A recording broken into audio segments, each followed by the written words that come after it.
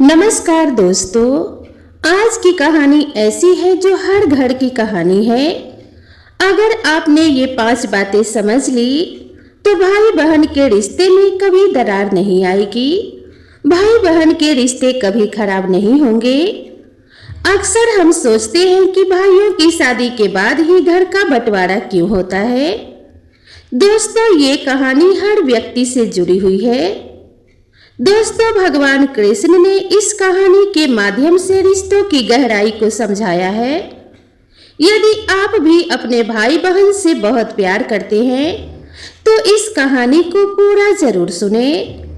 एक बार की बात है, भगवान श्री कृष्ण से देवी सत्यभामा कहती है कि हे स्वामी, आज मेरे मन में कुछ प्रश्न उठ रहे हैं।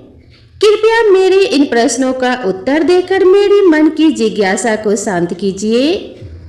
तब भगवान श्री कृष्ण कहते हैं कि हे देवी सत्यभामा, आपके मन में जो भी प्रश्न उठ रहे हैं उसे निसंकोच होकर पूछो। मेरा तुम्हारे हर प्रश्न का उत्तर देना पहला कर्तव्य है। फिर देवी सत्यभामा कहती है कि हे स्वामी, शादी के बाद भाइयों को बहनें बुरी क्यों लगने लगती हैं? बहनें तो हर घर की रौनक होती हैं। हर घर का बंटवारा भाइयों की शादी के बाद ही क्यों होता है? तब भगवान श्री कृष्ण कहते हैं कि हे देवी, आज तुमने हर मनुष्य का कल्याण करने वाला बहुत ही उत्तम प्रश्न पूछा है। मैं तुम्हें इसका उत्तर एक छोटी सी कहानी के माध्यम से दूंगा, इसलिए पूरी कहानी को ध्यान से जरूर सुनना। दोस्तों, आप सभी से भी निवेदन है कि कृपया इस कहानी को आधा अधूरा ना छोड़ें। फिर देवी सत्यभामा कहती है, स्वामी, मैं इस कहानी को पूरा जरूर सुनूंगी, क्योंकि मुझे आपके मुख से इस कहानी को सुनने का सौभाग्य प्राप्त हो रहा है। श्रोताओं, फिर भगवान कहानी को सुनाना प्रारंभ करते हैं। श्रोताओं, बहुत समय पहले की बात है। एक गोपाल नाम का किसान था जो अपनी पत्नी और 3 बेटों के साथ एक नदी के किनारे रहता था। गोपाल के तीनों बेटों की शादी हो चुकी थी और पूरा परिवार एक साथ सुख शांति से जीवन बिता रहा था। एक दिन गोपाल की पत्नी ने अपने बेटों से कहा, बेटा, यह जमीन और जंगल तुम्हारे पिता के कठिन परिश्रम का फल है। जमीन की उपज और जंगल की लकड़ी बेचकर ही तुम्हारे पिता ने इतने सारे मवेशी खरीदे और इतना बड़ा घर बनाया जिसमें हमारा सारा परिवार आराम से रह सकता है। दोस्तों, उस समय गोपाल के तीनों बेटे एक टीले पर खड़े थे जहां से धान के लहराते खेत दिखाई दे रहे थे। फसल कटाई के लिए तैयार थी और पके हुए धान की बालियां हवा में झूम रही थी। गोपाल का सबसे छोटा बेटा था जिसका नाम था राम। राम अपनी माँ से बोला, माँ, आप सही कह रही हो। मुझे पिताजी के साथ सुबह सुबह खेतों में जाना बहुत अच्छा लगता है। आज भी मुझे वह दिन याद है। गोपाल का सबसे छोटा बेटा राम अपने पिता की तरह ही खेती में रुचि रखता था। उसे खलिहान में काम करना बहुत पसंद था। राम को कड़ी मेहनत करनी पड़ती थी। उसे मजदूरों को संभालना, फसल की उपज को इकट्ठा करना और फिर उसके लिए सही खरीदार ढूंढना जैसे सभी कार्य करने पड़ते थे। गोपाल के 2 बड़े बेटे भी थे। सबसे बड़े बेटे का नाम आकाश था और उसने ज्योतिष का काम करना शुरू किया। फिर इस काम में उसे बहुत सफलता मिली और उसने काफी धन भी कमा लिया। दूसरे बेटे का नाम अनुज था जिसने व्यापार में काफी सफलता प्राप्त की और वह भी बहुत पैसे कमाने लगा। पूरे परिवार में खुशी का माहौल था और किसी को भी कोई भी कष्ट नहीं था। फिर एक दिन गोपाल बीमार हो गया और उसने अपने पत्नी से कहा, मुझे लगता है कि मेरा समय आ गया है। मुझे एक वादा करो कि बच्चों के बीच कभी भी जमीन जायदाद का बंटवारा नहीं होगा। मैं चाहता हूँ कि हमारे तीनों बच्चे एक साथ मिलजुल कर रहें और घर में कोई भी भेदभाव ना हो, क्योंकि जिस घर की एकता टूट जाती है वह घर बिखर जाता है। फिर उसकी पत्नी ने वादा किया और गोपाल की मृत्यु हो गई। दोस्तों, फिर समय बीतता गया और एक दिन गोपाल की पत्नी ने अपने तीनों बच्चों को बुलाया और उसने कहा, बेटा, मैं तुमसे एक वादा लेना चाहती हूँ। तुम्हारे पिता की अंतिम इच्छा थी कि तुम्हारे बीच कभी जमीन जायदाद का बंटवारा नहीं होगा। तुम तीनों भाई और तीनों बहुएं हमेशा मिलजुल कर जीवन यापन करोगे, क्योंकि जिस घर की एकता टूट जाती है वह घर कभी भी उन्नति नहीं कर सकता। श्रोताओं, फिर वह माँ की बात को सुनकर के तीनों बेटे कहने लगे, हाँ माँ, आप जैसा चाहती हो वैसा ही होगा। पिताजी की जैसी इच्छा थी हम उनकी इच्छा के विरुद्ध कभी नहीं जाएंगे और तीनों भाई हमेशा प्रेम से रहेंगे। श्रोताओं, फिर अपने बेटों की बात को सुनकर के माँ को बहुत खुशी हुई। वही जो सबसे बड़ा बेटा था जिसका नाम था आकाश, वह ज्योतिष में बहुत ज्यादा निपुण था। इसीलिए आसपास के लोग उससे कई मामलों में राय लेने आते थे, तो प्रकाश का गुजारा भी बढ़िया तरीके से हो जाता था। वही दूसरे नंबर का बेटा जिसका नाम अनुज था, वह भी एक बहुत बड़ा व्यापारी था। उसकी भी कमाई ठीक ठाक हो जाती थी। वही सबसे बड़ी मुश्किल यह थी कि गोपाल का जो सबसे छोटा बेटा था जिसका नाम राम था, वह कड़ी मशक्कत करता था, बहुत मेहनत करता था। सुबह से लेकर शाम तक खेतों में लगा रहता था, फिर भी उतनी कमाई नहीं कर पाता था जितनी कमाई दोनों बड़े भाई करते थे। दोस्तों, फिर समय धीरे धीरे गुजरता गया। वही गोपाल के दो बड़े बेटे जो ठीक ठाक कमाई करते थे, वह अपने पिता को दिया हुआ वचन भूल जाते हैं और अपनी अपनी पत्नियों के साथ में ऐश और आराम का जीवन व्यतीत करने लगते हैं। वही जब किसान के दो बड़े बेटों की बहुएं ऐशो आराम का जीवन जीती है और जो सबसे छोटा बेटा राम था उसकी पत्नी घर पर ही कमाई करती रहती है। उसे घर का सारा काम अकेले ही करना पड़ता है। उसे घूमने के लिए नहीं मिलता और ना ही उसे शौक पूरे करने के लिए मिलता है। वही जब वह अपने बड़े जेठ और जेठानी को देखती है तो उसका हृदय काफी दुखी होता है कि हम तो पिता के वचनों का आज भी पालन कर रहे हैं, लेकिन हमारे बड़े दोनों जेठ और दोनों जेठानी ऐसो आराम का जीवन जी रही हैं। दोस्तों, वही किसान का सबसे छोटा बेटा जो राम था, एक दिन उसकी पत्नी जब बहुत ज्यादा दुखी हो गई और जब शाम को राम घर वापस आया तो उससे कहने लगी कि मेरे भाई के यहाँ से चिट्ठी आई है, उसने हमें अपने घर पर बुलाया है, हमारे आपके लिए न्योता भेजा है। कुछ दिनों पहले ही हमारे भाई ने अपना घर बनाया था, उसमें गृह प्रवेश होना है। वह यह चाहता है कि हम दोनों कुछ दिनों के लिए उनके पास रहें। दोस्तों, वही अपने पत्नी की बात को सुनकर के राम कहने लगा, देखो, खेती में बहुत काम करना पड़ता है, मेरे पास इतना समय नहीं है कि मैं तुम्हारे साथ तुम्हारे मायके जा सकूं। यदि मैं तुम्हारे साथ तुम्हारे मायके चलूंगा तो खेती का काम खराब हो जाएगा, जिससे सारा फसल बर्बाद हो जाएगा। दोस्तों, फिर वह पत्नी तमतमाकर कहने लगी कि ठीक है, हम जीवन भर इसी घर में पड़े रहेंगे, हमारे मन की कोई इच्छा नहीं है। दोस्तों, वह पत्नी को गुस्से में देख करके कहने लगा कि ठीक है, मैं ऐसा करता हूँ कि तुम्हारे जाने का इंतजाम कर देता हूँ, पर मैं नहीं जा पाऊंगा। दोस्तों, फिर उसकी पत्नी कहने लगी, यदि हम जाएंगे तो दोनों साथ में जाएंगे, वरना कोई नहीं जाएगा। वही पत्नी की बात को सुनकर के राम कहने लगा, ठीक है, जैसे तुम्हारी मर्जी, जाना है तो जाओ, नहीं जाना है तो मत जाओ।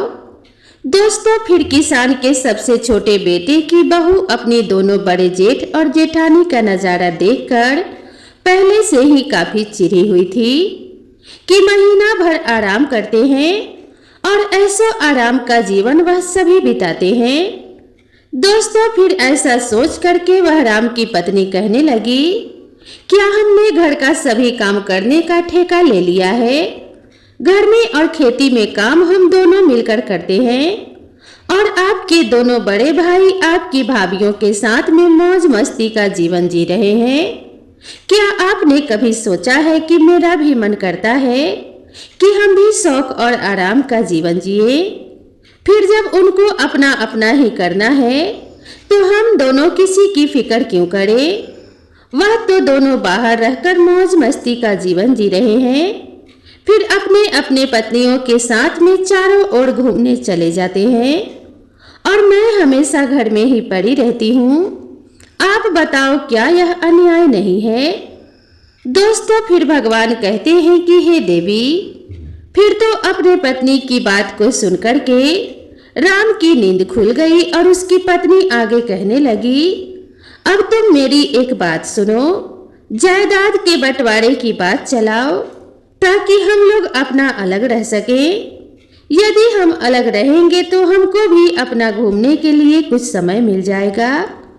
दोस्तों, फिर इस प्रकार अपनी पत्नी की बात को सुनकर के राम कहने लगा कि उसकी पत्नी सही कह रही है।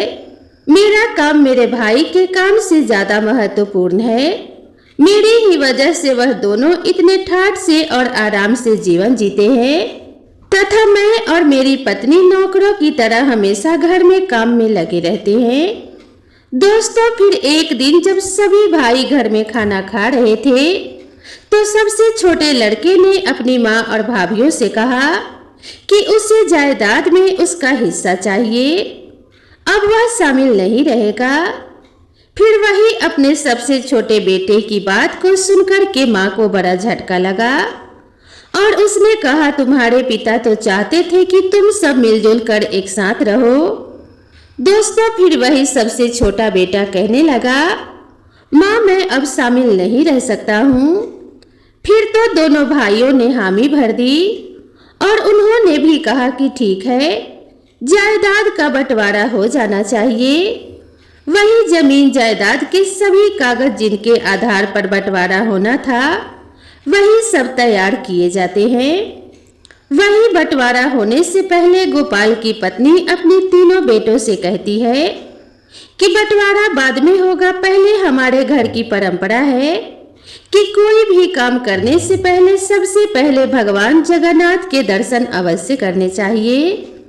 फिर अपनी माँ की बात को सुनकर के सभी बेटे तैयार हो जाते हैं और अपनी माँ की बात अगले दिन सभी बेटे मानकर अपनी अपनी पत्नियों और माँ के साथ यात्रा पर निकल पड़ते हैं।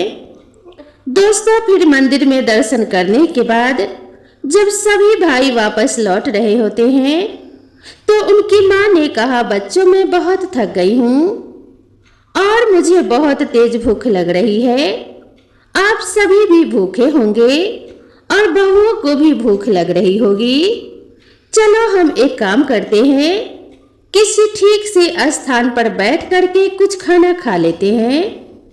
दोस्तों, फिर गांव के बाहर ही एक पुराना मंदिर था और पास में ही एक खाने की दुकान थी।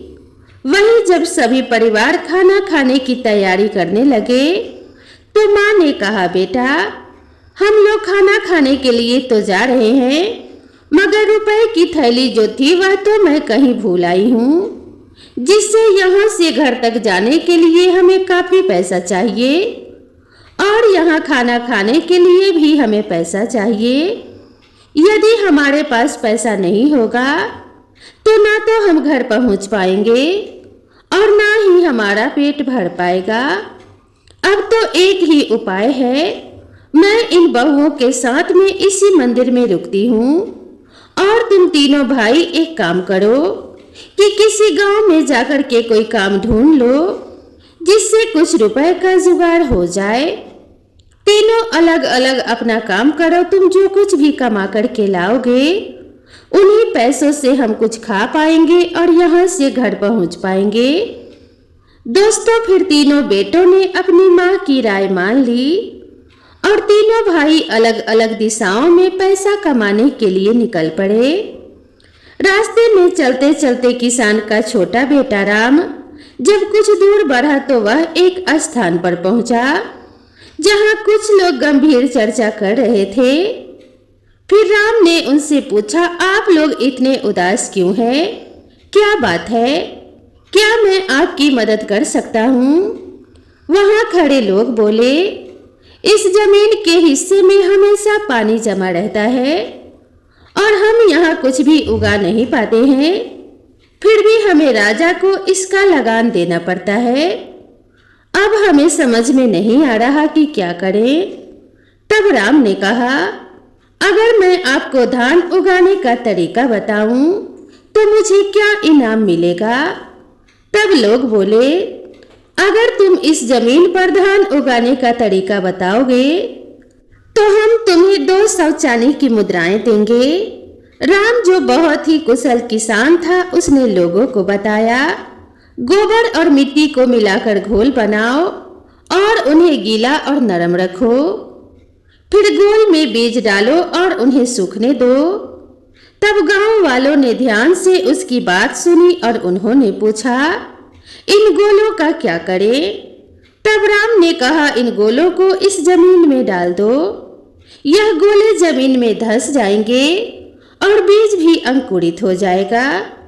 दोस्तों, फिर गांव वालों ने राम के बताए हुए तरीके का पालन किया और उस बंजर जमीन में बीज अंकुरित हो गए। तब गांव वालों ने राम को धन्यवाद दिया और खुशी खुशी उसे 200 मुद्राएं भेंट की। दोस्तों, फिर राम उन मुद्राओं के साथ अपने माँ के पास इस मंदिर में लौट आया। दोस्तों, दूसरा बेटा अनुज घूमते घूमते एक दिन ऐसे स्थान पर जा पहुंचा जहां उसने देखा कि एक व्यक्ति पेड़ के नीचे बैठा हुआ बहुत ही उदास नजर आ रहा था। फिर अनुज ने उससे पूछा कि आप इतने चिंतित क्यों हैं? क्या मैं आपकी किसी तरह से सहायता कर सकता हूँ? फिर वह व्यक्ति बोला, हम 4 भाई हैं।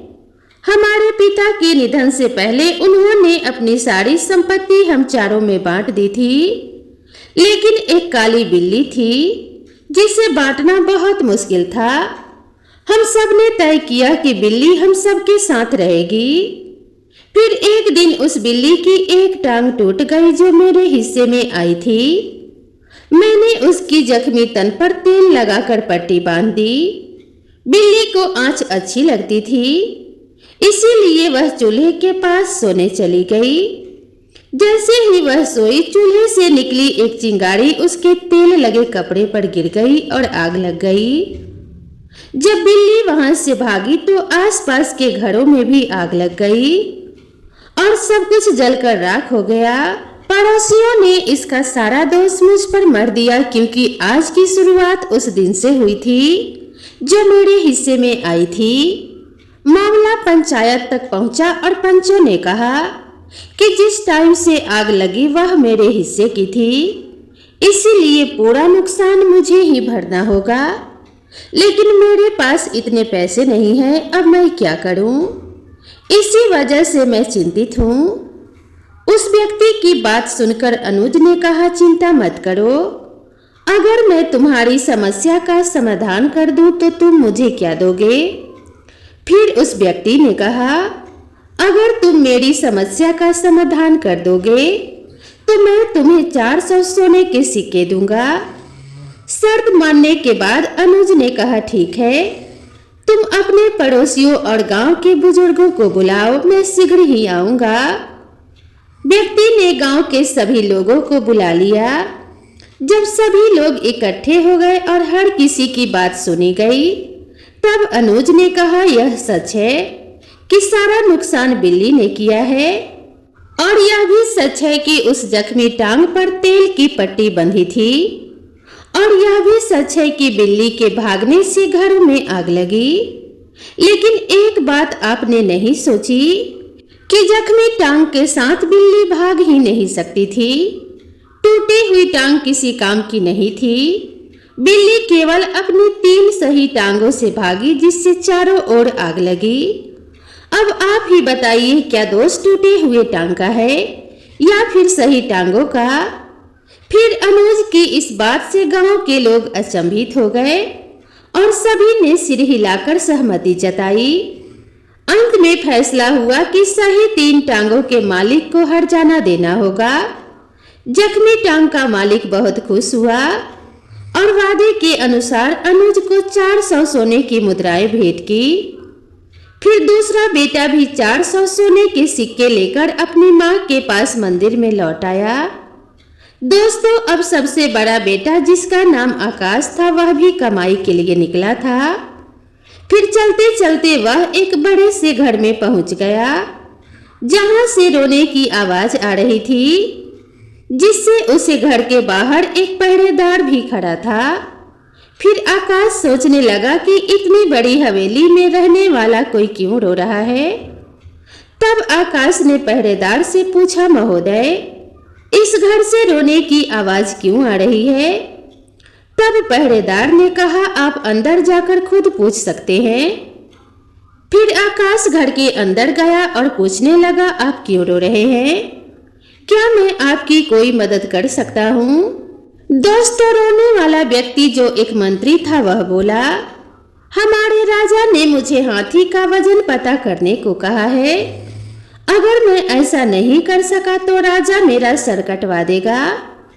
फिर मंत्री के रोने की बात सुनकर आकाश ने कहा, चिंता मत करो, अगर मैं तुम्हारी मदद कर दूं तो तुम मुझे क्या दोगे?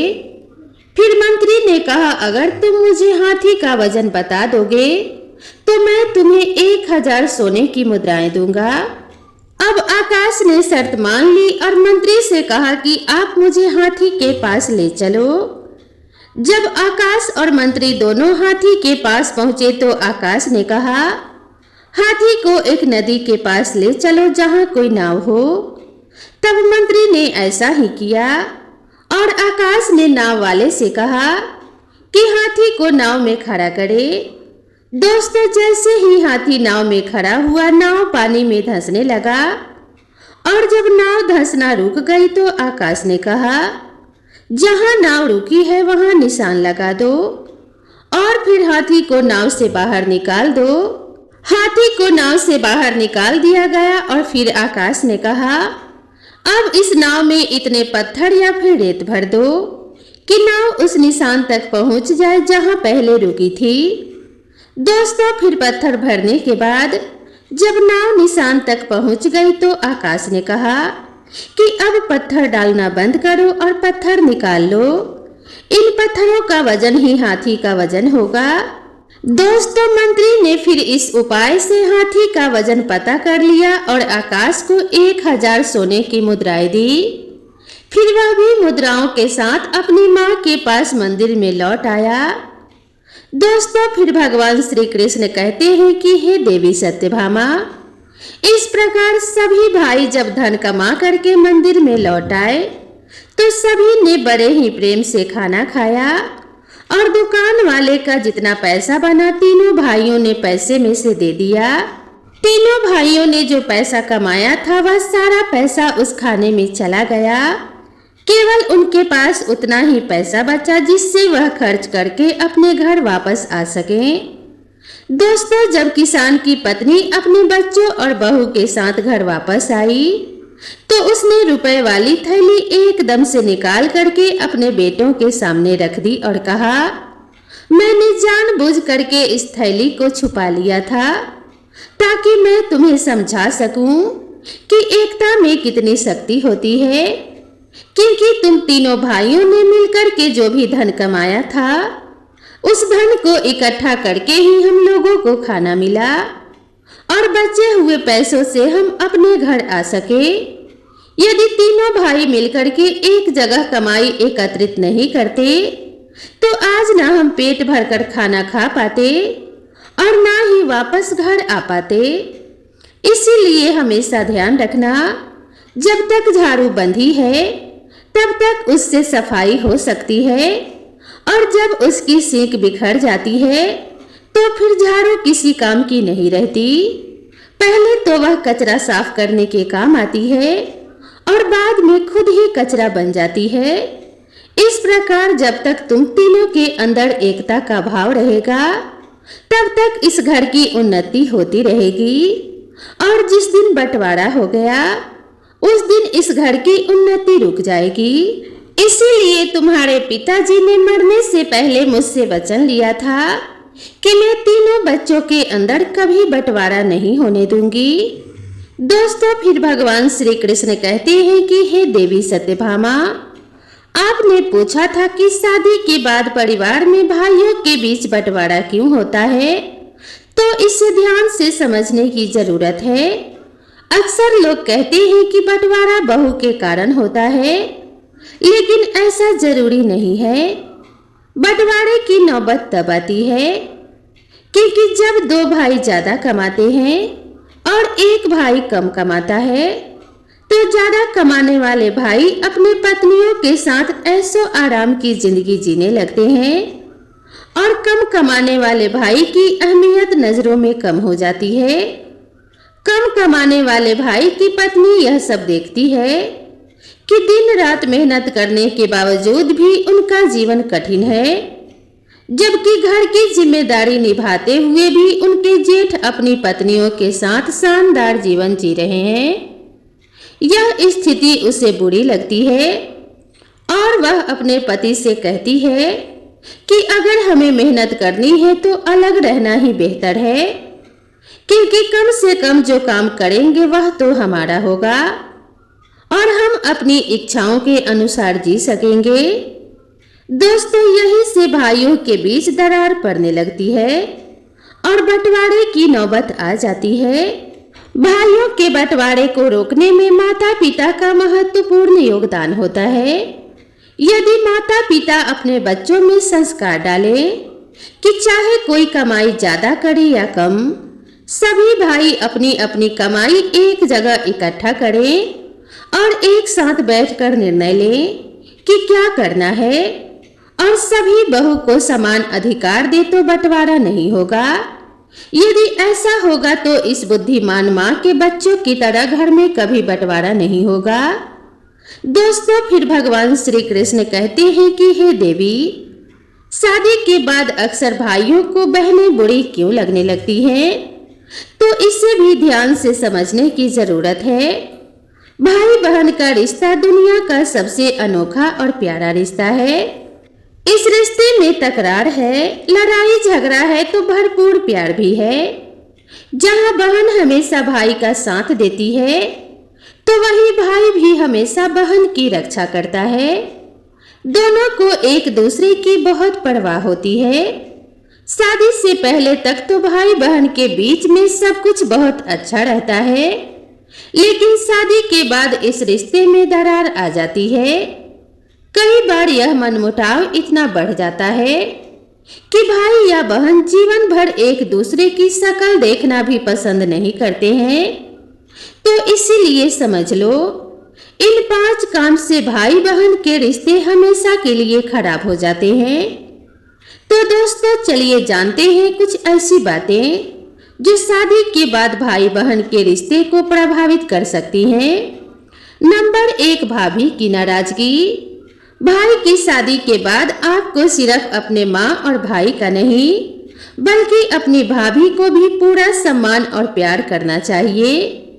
अगर आप भाभी से कुछ गलत कहेंगे तो वह नाराज हो सकती है और यह नाराजगी भाई तक पहुंच जाएगी, जिसे भाई शायद खुलकर ना कहे, लेकिन वह आपसे दूरी जरूर बना सकते हैं।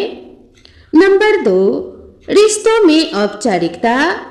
बचपन से लेकर शादी तक भाई बहन का रिश्ता अनौपचारिक रहता है। वह लड़ते भी हैं, एक दूसरे का मजाक भी उड़ाते हैं और साथ ही रूठते भी हैं और मनाते भी हैं। लेकिन शादी के बाद कुछ भाई बहन इस रिश्ते को लेकर औपचारिक रूप से निभाते हैं, जिससे रिश्ता कमजोर हो जाता है। बेहतर होगा कि बीच बीच में एक दूसरे का हाल चाल लेते रहें और बचपन की यादों को ताजा करते रहें। नंबर 3, शादीशुदा जिंदगी में दखल देना। कई बार बहनें भाई की शादीशुदा जिंदगी में जरूरत से ज्यादा दखल देती हैं, जिससे रिश्ते में खटास आ जाती है। चाहे भाई बहन शादीशुदा हैं या नहीं, बहन को भाई की निजी जिंदगी में दखल नहीं देना चाहिए। ऐसा करने से रिश्ते खराब हो जाते हैं। नंबर 4, ताना मारने की आदत। कई बार भाई बहन का रिश्ता इसलिए भी खराब हो जाता है क्योंकि बहनें हर समय भाई को ताना देती रहती हैं। शादी के बाद भाई के व्यवहार में थोड़ा बदलाव आ जाता है क्योंकि उसके अपने परिवार की भी जिम्मेदारियां होती है। अगर बहन हमेशा भाई को ताना मारेगी कि वह बदल गया है तो रिश्ते में दूरी बढ़ने लगेगी और रिश्ते खराब हो जाएंगे। इसीलिए बहन को भाई के निजी जीवन में दखल नहीं देना चाहिए, तभी भाई बहन का प्यार बना रह सकता है। नंबर 5, बहन को नजरअंदाज करना। जिस तरह भाभी के साथ अच्छा व्यवहार करने से भाई का दिल आप जीत सकती हैं, वैसे ही बहन की अनदेखी करने से भी रिश्ते में दूरी आ सकती है। भाई का भी यह फर्ज होता है कि वह शादी के बाद भी बहन को उतना ही प्यार दे जितना कि वह पहले देता था। अगर बहन की शादी नहीं हुई है तो भी उसकी बातें समझनी चाहिए और अपनी जिम्मेदारी निभानी चाहिए। दोस्तों, साथ ही यह 5 बातें सभी भाई और उनकी पत्नियों को हमेशा गुप्त रखनी चाहिए, जिससे परिवार की एकता हमेशा बनी रहे। यह 5 बातें हमेशा परिवार को टूटने से बचाती है। अपने भाई के राज की बातें कभी दूसरों को ना बताएं।